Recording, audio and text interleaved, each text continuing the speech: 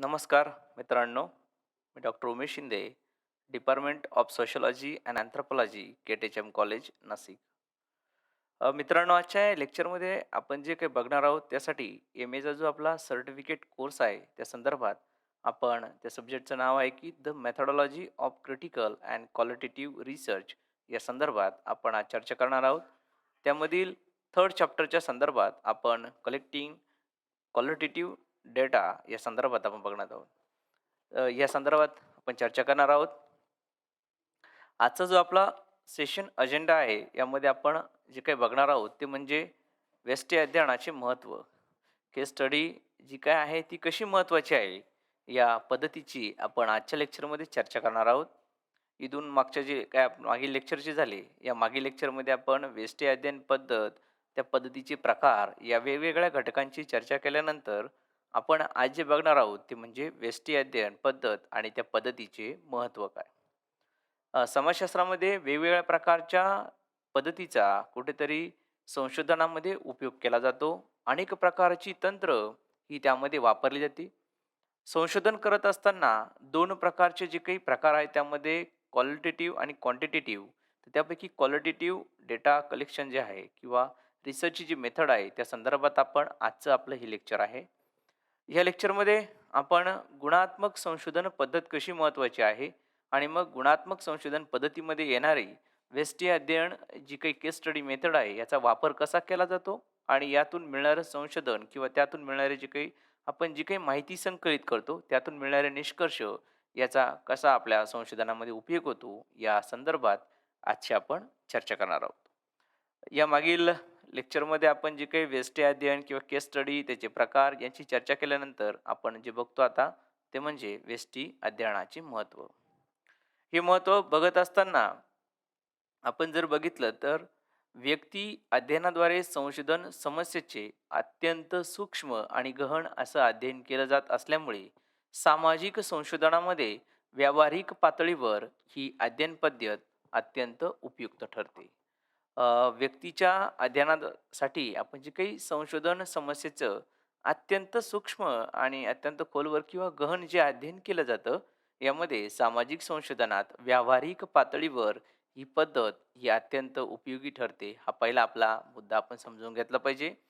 यानंतर आपण जे काही बघणार आहोत तर त्याच्यामध्ये जो अध्ययन पद्धतीचे जे काही पहिले महत्व आहे ते एक जो आहे महत्वाचं म्हणजे की एककांचं सखोल अध्ययन. आपण व्यष्टी अध्ययनमध्ये संशोधन करत असताना एखाद्या एककाचा आपण अभ्यास करतो. आपण बघितलं की एकक म्हणजे काय? तर तो एकक एखादी व्यक्ती असू शकते, गट असू शकते, संस्था असू शकते. तर वेगवेगळ्या प्रकारचा घटक कोणताही तो आपण त्याला एकक म्हणतो. मग या एककाचा सखोल असा अध्ययन कसं केलं जातं आणि मग त्याचा काय परिणाम होतो किंवा त्याचं महत्त्व काय ते आपण चर्चा करणार आहोत. त्यामध्ये एककाचं सखोल अध्ययनामध्ये आपण जर बघितलं तर व्यष्टी अध्ययनाद्वारे संशोधनात घेतलेल्या एककाचे सूक्ष्म असे अध्ययन केले जाते. आता एकक, एकक म्हणजे एखादा व्यक्ती, एखादी संस्था, एखादा घटक असेल किंवा एखाद्या वेगळ्या प्रकारच्या जाती, धर्म किंवा वेगळ्या प्रकारचे घटक असेल, यांचं जेव्हा आपण सखोल अध्ययन करतो, तेव्हा अत्यंत खोलवर जाऊन आपण चांगल्या प्रकारे त्याच्यातली माहिती ही संकलित करत असतो. संशोधनाच्या या प्रकारामध्ये आपण जो काही घटक निवडतो, त्या घटकाचे वेगवेगळ्या प्रकारच्या तंत्रांचा अवलंब करून व्यष्टी अध्ययनामध्ये आपण कुठेतरी अध्ययन करतो. त्यामुळे आपल्याला त्या घटकासंबंधी अतिशय खोलवर अशी माहिती आणि महत्त्वाची म्हणजे संपूर्ण माहिती आपल्याला त्याच्यापासून मिळत असते संशोधनकर्त्याला. त्यानंतर आपण जर दुसरं याचा जर काही महत्त्व बघितलं, तर दुसऱ्या महत्त्वामध्ये आपण दिसून येतं की महत्त्वपूर्ण गृहीतकृत्यांचा स्रोत. महत्त्वपूर्ण गृहीतकृत्यांचा स्रोत. आता गृहीतकृत्य काय? आपण याच्या बघितलं आहे की उपकल्पना किंवा हायपोथेसिस आपण त्याला म्हणतो. आपण संशोधन करत असताना काही गृहीतकृत्यांची मांडणी करत असतो. जो काही संशोधक आहे तो काही गृहीतकृत्य धरून संशोधनाची दिशा ठरवत असतो आणि जी गृहीतकृत्य दिली आहे त्याच्यानुसार संशोधनाला सुरुवात करतो. मग या व्यष्टी अध्ययन पद्धतीमुळे काय होतं की उपयुक्त स्वरूपाच्या असे काही जे गृहीतकृत्य असतील या गृहीतकृत्यांच्या निर्मितीला सहाय्यता मिळू शकते आणि याचा फायदा संशोधकाला दिशा आणि निर्देशक करण्यासाठी ठरू शकते. आपण एखाद्या संदर्भात काहीतरी असं गृहीत धरलेलं असतं. काही गृहीतकृत्य मांडलेली असतात संशोधकाने आणि मग जेव्हा आपण त्या स्वरूपाच्या दृष्टिकोनातून त्याचा अभ्यास करतो, तर साहजिकच आपण जी काही गृहीतकृत्य मांडली होती, त्याला कुठेतरी सहाय्यता मिळू शकते.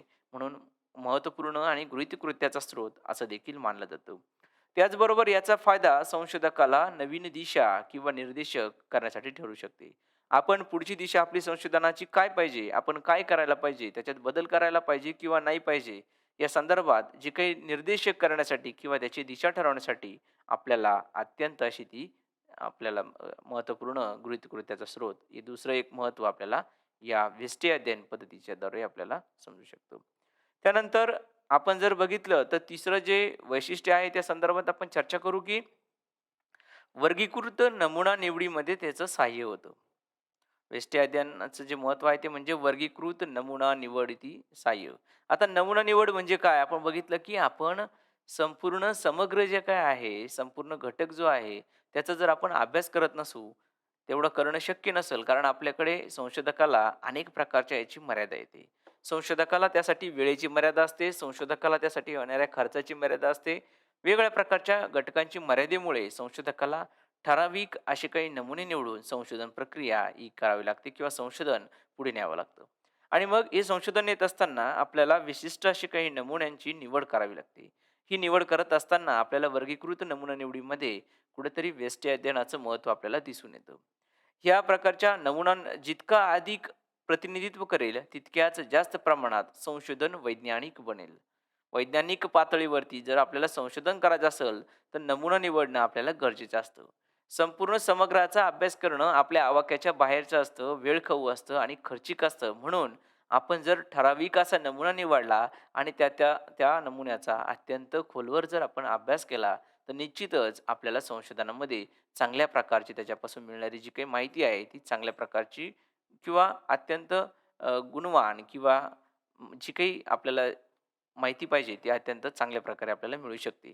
आणि मग ही मिळणारी जी काही माहिती आहे, हिची गुणवत्ता चांगली जर असेल, तर साहजिकच त्या नमुन्याचे जे काही आपण निष्कर्ष मांडणार आहोत किंवा संपूर्ण समग्राला लागू करणार आहोत, तर त्याचे निश्चितच चांगलं आउटपुट आपल्याला त्यापासून मिळू शकतं.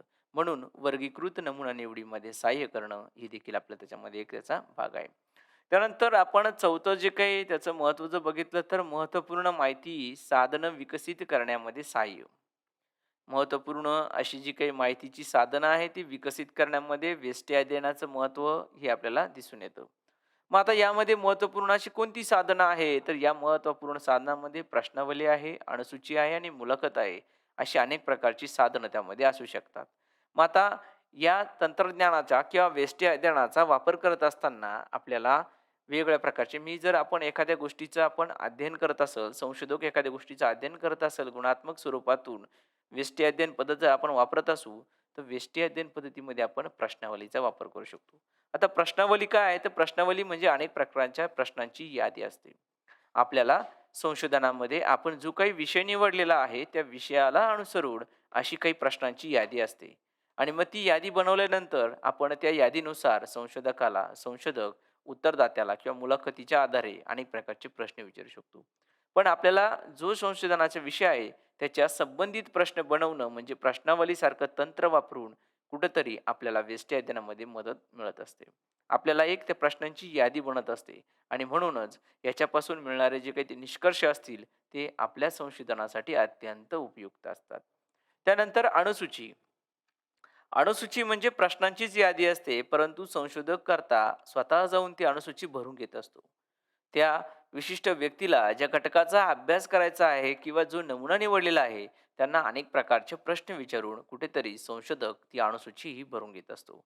त्यानंतर मुलाखत. मुलाखत म्हणजे संशोधक आणि उत्तरदाता दोघांमध्ये घडणारी प्रक्रिया. मुलाखत हा अनेक प्रकारच्या याच्यामध्ये हा शब्द बराचसा रूढ आहे. आपण लहानपणापासूनच हा शब्द जाणतो. मुलाखत म्हणजे काय? वेगळ्या प्रकारच्या मुलाखतीच्या संदर्भात आपण टीव्ही चॅनलवर बघतो, प्रसारमाध्यमांमध्ये बघतो. परंतु संशोधनामध्ये देखील एक तंत्र म्हणून मुलाखतीचा वापर करतो. आणि मग हा वापर होत असताना मुलाखतीमध्ये संशोधक अनेक प्रकारचे प्रश्न ही त्या घटकाला, नमुन्याला किंवा जो काही उत्तरदाता असतो त्याला अनेक प्रकारचे प्रश्न विचारून त्याच्यापासून माहिती ही संकलित केली जाते आणि मग या प्रकारच्या माहितीमधून या अशा प्रकारची प्रश्नावली, अणुसूची आणि मुलाखतीसारखे तंत्र वापरून महत्त्वपूर्ण माहितीची साधनं विकसित करण्यामध्ये नक्कीच सहाय्य हे मिळत असते. त्यानंतर आपण जर पुढे बघितलं तर त्याची अनेक अजून जे काही महत्त्व आहे त्यामध्ये संशोधकाच्या ज्ञानात वाढ होते. या पद्धतीचा वापर केल्यामुळे साहजिकच संशोधकाच्या ज्ञानाची वाढ होते. म्हणजे काय काय अनेक प्रकारचे निष्कर्ष मिळतात. त्याच्या ज्ञानामध्ये भर पडत चालते. त्याला मिळणारे अनुभव, त्याला दिसणारे त्याच्या निरीक्षणामधून त्याला मिळणारे अनुभव, या सर्वांच्या नोंदी कुठेतरी संशोधक ठेवत असतो आणि पुढील संशोधनामध्ये त्याला त्या कामात येत असतात. म्हणूनच संशोधकाच्या ज्ञानामध्ये कुठेतरी या व्यष्टी अध्ययन पद्धतीमुळे वाढ होताना आपल्याला दिसूनच येत असते. त्यानंतर अभिवृत्तीच्या अध्ययनामध्ये सहाय्य. माणसाची अभिवृत्ती किंवा संशोधकाची अभिवृत्ती वाढवण्यामध्ये कुठेतरी व्यष्टी अध्ययनाचा कुठेतरी हातभार आहे. व्यष्टी अध्ययन पद्धतीमुळे साहजिकच त्याची अभिरुची वाढल्यामुळे त्याला त्याच्यामध्ये इंटरेस्ट तयार होतो. त्यामध्ये त्याची आवड निर्माण होते आणि आवड निर्माण झाल्यानंतर साहजिकच अतिशय कुतूहलतेने आणि चांगल्या प्रकारचं संशोधन हे संशोधक हा करू शकतो. म्हणजे त्या घटकाला पूर्ण न्याय देण्याचं काम किंवा त्या अभिवृत्तीचा विकास होणं जे गरजेचं असतं संशोधकाच्या, तर त्याला उपयुक्त अशी व्यष्टी अध्ययन पद्धत आहे. मग आपण जेव्हा वेगळ्या प्रकारच्या समाजशास्त्रामध्ये अभ्यास एखादा घटक निवडतो, त्या घटकाचा अभ्यास करताना जर आपली अभिरुचीचा विकास झाला किंवा त्याच्यामध्ये जर त्याचं जास्त डेव्हलपमेंट झाली, तर साहजिकच, निश्चितच असा संशोधनामध्ये आपल्याला त्याचा फायदा हा संशोधकाला आणि संशोधनामध्ये देखील होत असतो. त्यानंतर समाजशास्त्राबरोबरच मानसशास्त्रामध्ये देखील कुठेतरी समाजशास्त्राच्या अध्ययनामध्ये, मानसशास्त्राच्या अध्ययनामध्ये देखील सहकार्य म्हणून किंवा सहाय्य म्हणून व्यष्टी अध्ययनाचं महत्त्व आहे. एखाद्या व्यक्तीची मानसिकता जर अभ्यासायची असेल, तर त्यासाठी जे काही तंत्र आहे, व्यष्टी अध्ययन पद्धत वापरली जाते आणि या तंत्राच्या माध्यमातून आपण त्या व्यक्तीच्या मानसिकतेचा अभ्यास करतो. हा मानसिकतेचा अभ्यास करत असताना त्याच्या आवडी-निवडी आणि त्याच्या मनातली जी काही प्रश्न आहे, त्याची उकल करण्याला आपल्याला व्यष्टी अध्ययनाची कुठेतरी मदत होत असते. तर ह्या वेगवेगळ्या प्रकारचे जे काही पैलू आहे, त्यातून आपल्याला व्यष्टी अध्ययनाचं महत्त्व हे जाणून घेता येतं आणि त्याचबरोबर शेवटचं जे आहे ते म्हणजे दीर्घ प्रक्रियांचे ज्ञान प्राप्त करण्यास सहाय्य. संशोधकाला भूतकाळातील, वर्तमान काळातील आणि भविष्यातील संशोधनासाठी निश्चितच त्याचा फायदा होतो. म्हणजेच दीर्घकाळाचे किंवा दीर्घ प्रक्रियांचे ज्ञान प्राप्त करायचं असेल, तर आपल्याला व्यष्टी अध्ययन पद्धत ही अत्यंत उपयुक्त आहे. पूर्वी काय घडलेलं होतं, आज काय घडतं आहे आणि भविष्यात काय घडेल, असा जर कंपॅरेटिव्हली स्टडी करायचा असेल किंवा तुलनात्मक पद्धतीने स्टडी करायचा असेल, तर आपल्याला त्यासाठी व्यष्टी अध्ययन पद्धत ही अत्यंत उपयुक्त पद्धत आहे, हे समजून घेणं गरजेचं आहे. म्हणूनच व्यष्टी अध्ययन पद्धत ही एक गुणात्मक पद्धतीचा प्रकार आहे. गुणात्मक पद्धतीमध्ये व्यष्टी अध्ययन पद्धत येते.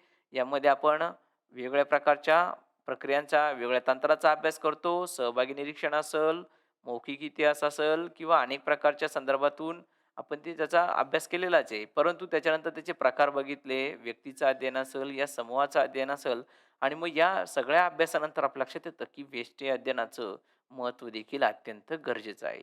आणि मग या गरजेच्या महत्त्वामध्ये आपण नमुना निवड असेल, संशोधकाच्या ज्ञानात वाढ असेल किंवा अभिवृत्तीच्या सहाय्य असेल, मानसशास्त्रीय अध्ययनास सहाय्य किंवा दीर्घ प्रक्रियांचे ज्ञान प्राप्त करण्यास सहाय्य, अशा वेगवेगळ्या प्रकारच्या घटकांचं महत्त्व आजच्या लेक्चरमध्ये मित्रांनो आपण आज जाणून घेतलं आहे.